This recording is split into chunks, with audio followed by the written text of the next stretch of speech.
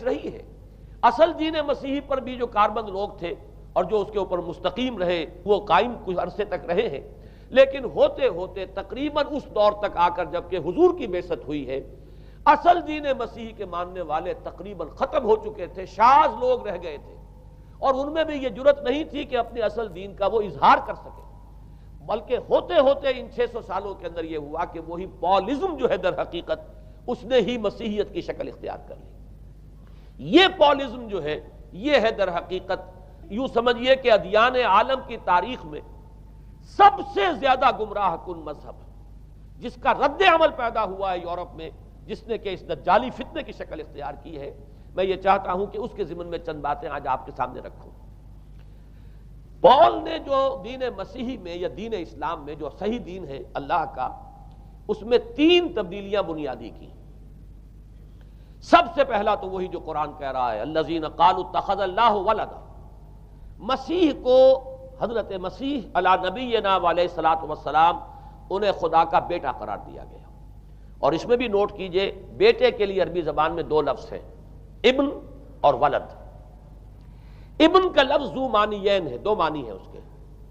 ابن بیٹے کو بھی کہتے ہیں، اور ابن کا کوئی معنوی تعلق بھی ہو سکتا ہے، صرف بیٹا نہیں۔ ابن السبیل مسافر کو کہتے ہیں، راستے کا بیٹا، یعنی چونکہ راستے کے ساتھ اس کا ایک تعلق ہے، راستہ چل رہا ہے، وہ تو ابن السبیل ہے۔ ابن الوقت، وقت کا بیٹا، وہ وقت کا بیٹا اس معنی میں نہیں ہے، بلکہ یہ کہ جو ہر وقت جو ہے حالات کے مطابق گرگٹ کی طرح اپنا رنگ بدلتا چلا جائے، چلو تم ادھر کو ہوا ہو جدھر کی، وہ ابن الوقت ہے۔ تو ابن الوقت اسی طریقے سے جو میں نے دوسری مثال دی ہے، ان کو اگر آپ سامنے رکھیں گے تو معلوم یہ ہوا کہ ابن کے تو دونوں معنی ہو سکتے ہیں، لیکن ولد یہ بالکل مخصوص ہے اولاد کے معنی میں۔ ولد یہ تو گویا کہ صلبی اولاد، اور عیسائیت وہ ہے مذہب کہ جس نے کہ بدترین شرک کی صورت اختیار کی ہے، اور ان کے ہاں عقیدے میں یہ الفاظ ہیں کہ مسیح اللہ کا، خدا کا صلبی بیٹا ہے، تاکہ کوئی شک نہ رہ جائے کہ کوئی اور نسبت ہے جسے ابن سے تعبیر کیا گیا، کوئی اور تعلق ہے جس کے لیے یہ لفظ اختیار کیا گیا، صلبی کا لفظ استعمال کیا گیا ہے کہ یہ خدا کا صلبی بیٹا ہے۔ اور یوں سمجھیے اب اس کا جو نتیجہ نکلا کہ بیٹا اگر کسی کا ہے تو ظاہر بات ہے کہ وہ ہم جنس ہے، ہم نوع ہے اپنے باپ کا۔ انسان کا بیٹا انسان ہوگا، سید زادہ جو ہے سید کا بیٹا سید ہوگا، مغل کا بیٹا مغل ہوگا، گھوڑے کا بیٹا گھوڑا ہوگا، گدھے کا بیٹا گدھا ہوگا۔ معلوم یہ ہوا کہ بعین ہی جو کچھ باپ ہوتا ہے وہی بیٹا ہوتا ہے۔ لہذا اس لفظ نے در حقیقت شرک کی بدترین صورت اختیار کی کہ بالکل اللہ کے برابر، اللہ کا ہم نوع، گویا کہ بدترین شرک جو ہے شرک فی الذات ہے۔ اور شرک فی الذات کی بدترین صورت یہ ہے کہ جو عیسائیت میں آئی ہے کہ حضرت مسیح علیہ السلام کو اللہ کا صلبی بیٹا قرار دیا گیا۔ اب اس کے نتیجے میں چونکہ ظاہر بات ہے کہ آخر بائبل بھی موجود تھی، اس بائبل کو ایک دم کیسے ختم کر دیتا سینٹ پال؟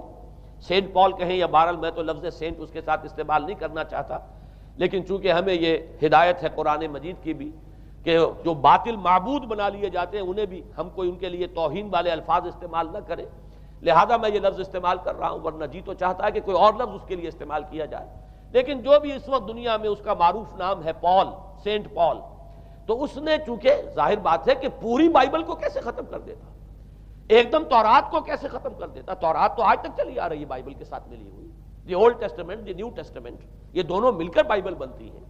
لہذا اب گورکھ دھندا بنانا پڑا انہیں، وہ تثلیث والا گورکھ دھندا، 3 میں 1 1 میں 3، توحید بھی ہے تثلیث بھی ہے، 3 میں 1 1 میں 3، اور یہ وہ شے ہے کہ جس نے عقیدے کا تعلق عقل سے منقطع کر دیا۔ اس سے سمجھ میں آنے والی بات ہی نہیں، 3 میں 1 1 میں 3 ایک گورکھ دھندا ہے۔ نتیجہ انہوں نے یہ نکالا کہ ڈوگما در حقیقت اس کا عقل سے کوئی تعلق نہیں، ڈوگما بس عقیدہ ہے، اور اس عقیدے ہی کے اوپر سارے دین کی بنیاد ہے، باقی وہ عقل میں آئے نہ آئے، عقل کے لیے قابل قبول ہو یا نہ ہو۔ یہ بات اچھی طرح سمجھ لیجئے کہ اگرچہ ہمارے ہاں بھی ہم بھی یہ بات کہتے ہیں کہ بہت سے حقائق جو ہے کائنات کے وہ ایسے ہیں کہ جن تک عقل کی رسائی نہیں ہے، اس کے لیے ہم مجبور ہیں، محتاج ہیں وحی کی ہدایت کے، لیکن 2 چیزوں میں فرق کیجئے، ایک ہے عقل سے ماورا ہونا اور ایک ہے عقل کے خلاف ہونا، ان دونوں چیزوں میں زمین و آسمان کا فرق ہے۔ ایک وہ حقائق ہے کہ جو عقل از خود ان تک رسائی حاصل نہیں کر سکتی، لیکن جب وہ سامنے آتے ہیں تو عقل تسلیم کرتی ہے کہ ہاں یہ بات سمجھ میں آتی ہے۔ ایک وہ چیزیں ہیں کہ جن کو عقل تسلیم نہیں کرتی، تو ایک ہے مخالف عقل، ایک ہے ورائے عقل، ان دونوں میں زمین و آسمان کا فرق ہے۔ ہمارے دین میں تو عقل کو اپیل کیا گیا ہے، لعلکم تعقلون، لعلہم یعقلون اولو الالباب الذین یعقلون۔ اب ظاہر بات ہے کہ عقل کو ہاتوا برہانکم ان کنتم صادقین، لاؤ دلیل اپنی، تو دلیل سے عقل سے اپیل کی گئی۔ اور اس میں وہ رشتہ جو میں نے کئی مرتبہ بیان کیا علامہ اقبال کے اشعار کے حوالے سے، کہ عقل گو آستاں سے دور نہیں، اس کی قسمت میں پر حضور نہیں، اور گزر جا عقل سے آگے کہ یہ نور چراغ راہ ہے، منزل نہیں ہے۔ منزل تک تو عقل نہیں پہنچائے گی لیکن راستہ تو دکھاتی ہے، اور جب کہ وحی کی روشنی سامنے آتی ہے تو عقل اس کی تصدیق کرتی ہے۔ یہ ہے ہمارا موقف اور یہ ہے عقلی معقول موقف۔ لیکن عیسائیت نے، بلکہ کہنا چاہیے پالزم نے، مجھے یہاں پر لفظ عیسائیت اب استعمال کرنا نہیں چاہیے اس لیے کہ حضرت عیسیٰ سے اب اس کی نسبت نہیں رہی۔ حضرت عیسیٰ سے اس کی نسبت جو ہے یہ مس نومر ہے، یہ غلط نام ہے۔ دی 100 کا مصنف جو ہے ڈاکٹر مائیکل ہارٹ، اس نے یہ بہت بڑی بات کہی۔ اس نے کہا در حقیقت موجودہ جو عیسائیت ہے اسے پالزم کہنا چاہیے، یہ پالزم ہے، کرسچینٹی نہیں، اس لیے کہ در حقیقت حضرت مسیح علیہ السلام کی تعلیم جب تک وہ دنیا میں تھے وہ یہ نہیں تھی کہ جو پال نے دی۔ البتہ اس نے پال کو بہت بڑا شخص مانا، اس میں کوئی شک نہیں، اس لیے کہ اس نے تاریخ کے ایک دھارے کا جو ہے وہ رخ موڑ دیا ہے، اللہ تعالیٰ کے صحیح دین کو گویا کہ قلع قمع کر کے ایک نیا دین اس طریقے سے پھیلایا ہے کہ آج بھی شاید دنیا میں کثیر ترین تعداد عیسائیت ہی کے نام لیواؤں کی ہے، واللہ عالم، یا شاید گوتم بدھ کے ماننے والوں کی ہے۔ بہرحال یہ کہ بہت بڑی تعداد میں آج حضرت مسیح علیہ السلام کی طرف جو منسوب ہے غلط طور پر دین، اس کے نام لیوا دنیا میں ہے۔ اس اعتبار سے وہ یقیناً اس کا تو حق رکھتا ہے کہ اس کا نام بھی اس کتاب میں آئے کہ جس نے تاریخ کے اوپر اثرات اپنے پیدا کیے ہیں۔ اور حضرت مسیح علیہ السلام جب تک دنیا میں تھے، عیسائیت کی حقیقت بنی اسرائیل یا یہودیت کے ایک فرقے سے زیادہ نہیں تھی، ڈیٹیچ نہیں ہوا تھا یہ دین حضرت موسیٰ علیہ السلام کے دین سے، لیکن یہ کہ پال نے اسے بالکل ایک مستقل بذات ایک جدا گانا دین کی شکل دے دی ہے، تو یہ پالزم ہے۔ پالزم نے در حقیقت سب سے پہلا کام یہ کیا کہ عقل سے بالکل تعلق منقطع کر دیا۔ عقیدہ، ڈوگما، ڈوگما جو ہے وہ خلاف عقل، جو بات عقل میں آئے نہ آئے بس ماننی ہے۔ تو پہلی تو یوں سمجھیے کہ نقب جو لگی ہے دین کے اندر وہ اس تسلیس کے حوالے سے، اور تسلیس کا گورکھ دھندا خلاف عقل، لہذا ڈوگما کی جو کا لفظ جو استعمال ہوا ہے کہ بس اس کو تو ہم مانیں گے چاہے وہ عقل کے لیے قابل قبول ہو چاہے نہ ہو۔ دوسرا، اس سے بھی زیادہ آپ دیکھیے ایک سے ایک بڑھ کر اینٹ رکھی جا رہی ہے۔ خشت اول چونے حد میں مار کج تاثریا میر ود دیوار کج۔ دوسرا کفارے کا عقیدہ جو مبنی ہے صلیب کے عقیدے پر۔ مسیح نے انتہائی ذلت کی موت، یعنی صلیب کی موت جو ہے وہ خود کہتے ہیں کہ انتہائی ذلت کی موت ہے۔ یہ ذلت کی موت کا پیالہ اس لیے پیا تاکہ اس کے ماننے والوں کی طرف سے کفارہ ادا ہو جائے۔ مسیح کفارہ ادا کر چکا ہے، اب جو شخص بھی مسیح کو مان لے گا اس کی گویا کہ نجات ہو گئی، اس کا عمل سے کوئی تعلق نہیں۔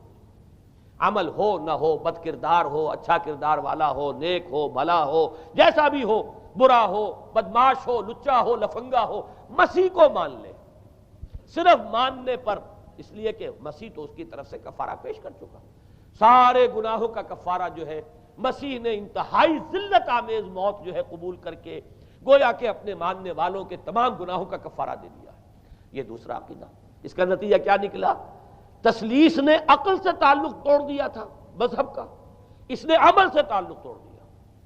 ڈوگما ہی ڈوگما ہے، نہ عقل سے کوئی تعلق نہ عمل سے کوئی تعلق نہیں رہا۔ دین کی جڑیں جو ہیں دونوں اعتبار سے، دین تو نام ان دو چیزوں کا الا الذین آمنوا وعملوا الصالحات، دونوں کی گویا کہ جڑیں منہدم ہو گئیں، بنیادیں منہدم ہو گئیں، جڑیں کاٹ دی گئیں کہ نہ اس کا تعلق عقل کے ساتھ ہے نہ عمل کے ساتھ ہے۔ تیسری بات آئی ہے، اس نے کہا شریعت منسوخ۔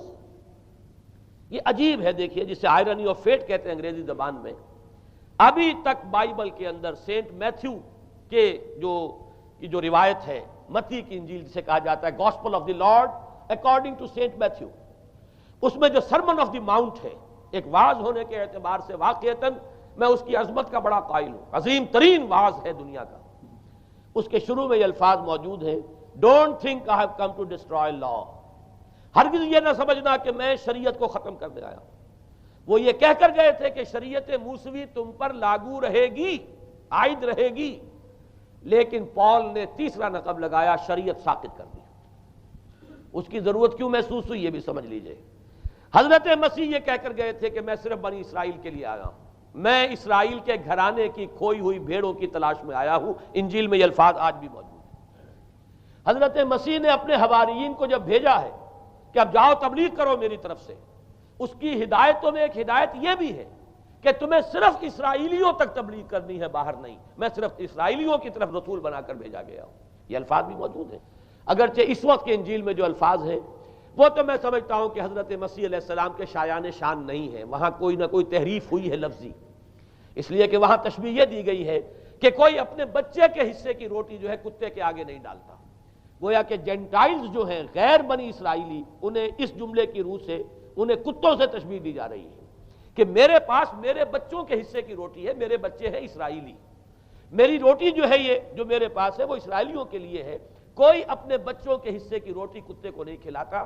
یہ جملہ تو میں سمجھتا ہوں حضرت مسیح کا نہیں ہو سکتا، لیکن یہ ہدایت کہ تمہیں تبلیغ صرف اسرائیلیوں میں کرنی ہے، یہ قرآن مجید کی روح سے ثابت ہے، اس لیے کہ قرآن بھی یہ کہتا ہے کہ رسولاً الی بنی اسرائیل، حضرت مسیح علیہ السلام رسول بنا کر بھیجے گئے تھے بنی اسرائیل کی طرف، اس لیے کہ وہ یوں سمجھیے کہ جسے ہمارے ہاں عام اصطلاحات میں علماء کہا کرتے ہیں تاج و تخت ختم نبوت، وہ تاج و تخت ختم نبوت تو ابھی منتظر تھا محمد الرسول اللہ صلی اللہ علیہ وسلم کی آمد کا، کہ وہی آئیں گے تو انہی کی بعثت ہوگی پوری نوع انسانی کی طرف۔ آپ سے پہلے کسی رسول کی بعثت پوری نوع انسانی کی طرف نہیں ہوئی بشمول حضرت مسیح علیہ السلام۔ ہر جو ہے رسول جو آیا ہے آپ سے پہلے اپنی اپنی قوموں کی طرف آیا ہے، لیکن اس پال نے کیا کیا؟ پہلے تو یہ اصول توڑا، ہم اس دین مسیحی کی یا جو پالزم ہے اس کی اب تبلیغ کریں گے غیر اسرائیلیوں میں بھی۔ وہاں انہیں دقت پیش آئی، شریعت موسوی بڑی بھاری شریعت ہے، اب وہ بھاری شریعت جو ہے اس کو قبول کرنا تو لوگوں کے لیے آسان نہیں ہے۔ انہوں نے یہ کیا کہ یہ شریعت تم پر ساقط، شریعت کا بوجھ تم پر نہیں، برڈن آف لا یہ تمہارے لیے نہیں ہے۔ اور میں یہاں مثال دے دینا چاہتا ہوں، بین ہی تاریخ نے اپنے آپ کو دہرایا ہے۔ عبداللہ ابن سبا نے جو فتنہ شروع کیا تھا ہمارے ہاں، ہماری تاریخ میں جو اس کے اثرات پھر پیدا ہوئے ہیں، ان میں سے ایک جو ہے وہ شکل وہ اسماعیلیت والی ہے، کہ اسماعیلیت نے بھی بین ہی یہی شکل اختیار کی ہے۔ ہندوستان میں آ کر جب اسماعیلی داعیوں نے جب تبلیغ کی ہے تو شریعت ساقط کر دی۔ آج آپ کو جو اسماعیلی ملیں گے ان کے ہاں کوئی شریعت نہیں ہے، کوئی نماز نہیں، مسجد ان کی ہوتی نہیں، جماعت خانہ ہوتا ہے، وہ کلب گھر ہے، آتے ہیں جمع ہوتے ہیں، کھانا کھاتے ہیں، اللہ اللہ خیر صلی اللہ کو باتیں چیتیں کرتے ہیں، ان کے اوپر شریعت ہے ہی نہیں، نہ روزہ ہے نہ نماز ہے۔ اور بین ہی وہی جو اختیارات میں ابھی آپ کو بتاؤں گا کہ جو پوپ کے ہیں وہی ان کے امام حاضر کے اختیارات ہیں۔ بہرحال تیسری نقب جو میں نے عرض کیا آپ سے وہ یہ تھی کہ شریعت منسوخ، اس کا نتیجہ کیا نکلا؟ اب دیکھیے ذرا غور کیجئے، ایک بہت بڑا خلا پیدا ہو گیا، وہ خلا کون پر کرے گا؟ شریعت کے بارے میں سارے اختیارات اب پوپ کو حاصل تھے، وہ جس چیز کو چاہے حلال کر دے، جس چیز کو چاہے حرام کر دے، جس چیز کو چاہے قرار دے دے کہ یہ ممنوع ہے، جس چیز کی چاہے اجازت دے دے، اس لیے کہ اب شریعت تو رہی نہیں، خلا ہے، اس میں سوالات تو پیدا ہوں گے، یہ کام کیا جائے یا نہ کیا جائے، کون کرے گا؟ تو جب شریعت ختم ہوئی تو سارا اختیار پوپ کے ہاتھ میں آ گیا ہے۔ یہ میں بعد میں ذرا اور تفصیل سے بتاؤں گا کہ کیسے کیسے اختیارات پھر مذہبی طبقے کے ہاتھ میں آئے ہیں۔ اس کے نتیجے میں تاریخ انسانی میں ورسٹ فارم آف تھیوکریسی پیدا ہوئی۔ تھیوکریسی کسے کہتے ہیں؟ جو آج کی اصطلاح میں گالی ہے، تھیوکریسی۔ قائد اعظم کے جملے آپ نے کئی پڑھے ہوں گے، اسلام میں کوئی تھیوکریسی نہیں، مذہبی طبقے کی حکومت نہیں ہے اسلام میں، اور 100% درست ہے۔ تھیوکریسی کہتے ہیں ایک مذہبی حلقے کی، مذہبی طبقے کی حکومت، اس کے ہاتھ میں اختیارات آ جائے۔ اور